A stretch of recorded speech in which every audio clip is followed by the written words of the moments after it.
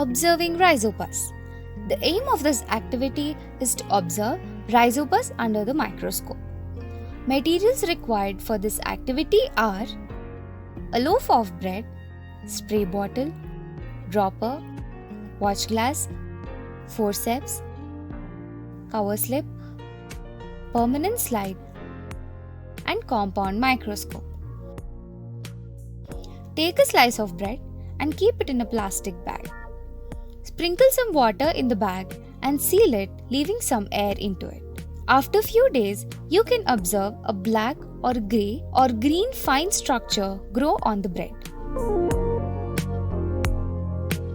Now, add a drop of water onto the permanent slide. With the help of forceps, pluck a piece of mold and place it on the permanent slide. Now, keep this apparatus under the microscope.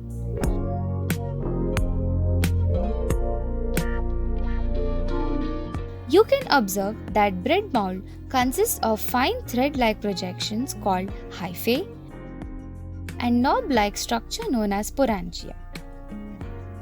Each sporangium consists of hundreds of minute spores. When sporangium gets matured, it bursts and disperses the spores into the air. When spores get dispersed into the air under the favorable conditions like damp or warm, they produce new individuals.